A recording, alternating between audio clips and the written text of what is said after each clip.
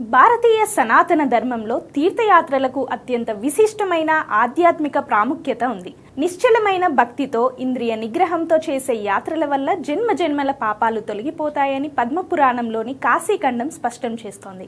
అయితే చాలామంది పుణ్యక్షేత్రాలకు వెళ్ళినప్పుడు తెలియక కొన్ని తీవ్రమైన తప్పులు చేస్తుంటారు. శాస్త్రం ప్రకారం యాత్రను ఎల్లప్పుడూ దుర్ముహూర్తం, వర్జ్యం లేని శుభ సమయంలోనే ప్రారంభించాలి.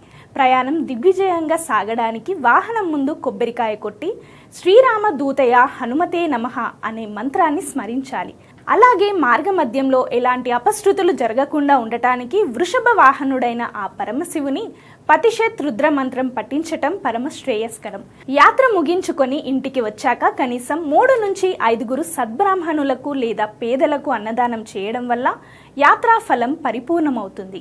ఇక క్షేత్రాల్లో అడుగు పెట్టేటప్పుడు మనం చేసే అతిపెద్ద పొరపాటు నేరుగా గర్భాలయానికి వెళ్ళడం.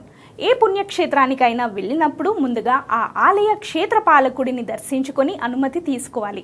అప్పుడే స్వామివారి దివ్య దర్శనం ప్రశాంతంగా లభిస్తుంది. అలాగే నదీ స్నానాల విషయంలో అత్యంత జాగరూకత అవసరం.